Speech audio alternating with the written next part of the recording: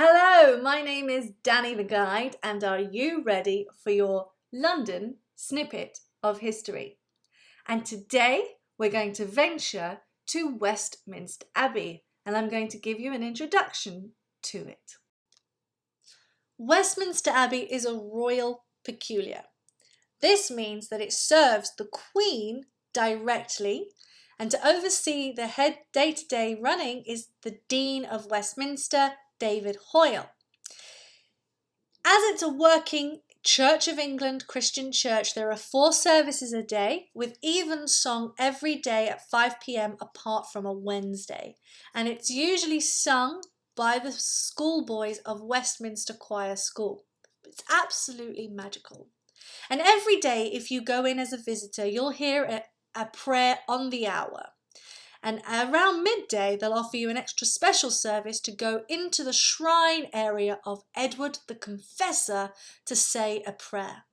And it's Edward the Confessor who sits at the heart of Westminster Abbey, where everything gravitates towards him. Why? Because he was the king in the 11th century who built the first Westminster Abbey. There was already a Benedictine monastery in that place since 960 AD, and he expanded the monastery, creating a space for him to pray and also be buried when he died. To oversee all that work, he actually built a palace next door called Westminster Palace, which today you might know as the Houses of Parliament where our government sits. But back to Edward the Confessor. He dies in 1066 and is buried at the newly appointed Collegiate Church of St. Peter at Westminster, aka Westminster Abbey. And along the lines, a couple generations later in the 13th century, King Henry III, known as the Builder King, comes along and really wipes away most of Edward the Confessor's building to build a Gothic cathedral-style building. The walls are thick, they go up extremely high, and the weight is counterbalanced with a flying buttress, a typical feature of Gothic building architecture. Another one, even simpler to find, are pointed windows. So look out for those whenever you're travelling up and down the country, not just in Britain, but throughout Europe as well. Now, Henry III wanted to build a new church because of 3 reasons. Edward the Confessor, the king, had now been sainted, so he is a saint that needs to be worshipped, so he built a shrine for him. Second reason was that Henry III wanted to be buried there himself, so he's buried right next to Edward the Confessor. And the third, which really does have a lasting effect on centuries to come, is that Henry III wants a permanent space for future coronations.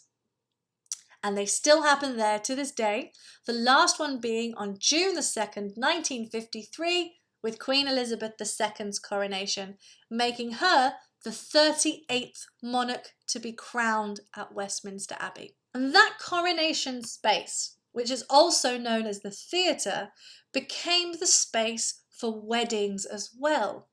And the latest royal wedding, you might remember, from 2011 on April 29th, was Prince William to Catherine Middleton.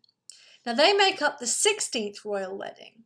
And the first was all the way back to the 13th century when King Henry III's son, Edmund Crouchback, married Evelyn, the Countess of Lancaster. And they were the first royal wedding to take place in that new dedicated theatrical space. And they also make up part of the royal burials surrounding the high altar and Edward the Confessor's shrine. Because you see, we have 17 monarchs buried at Westminster Abbey.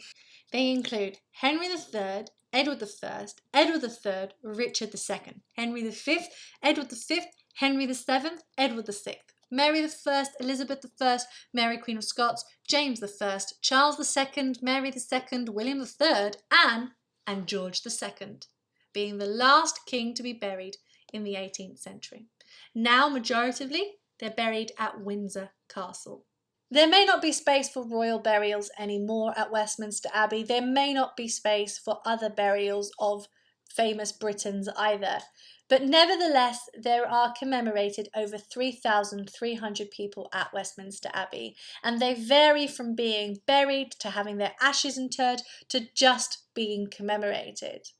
And each pocket of British society has been created a cluster. So for example, you have Scientists' Corner, where Isaac Newton and Charles Darwin are buried, and Stephen Hawking had his ashes interred.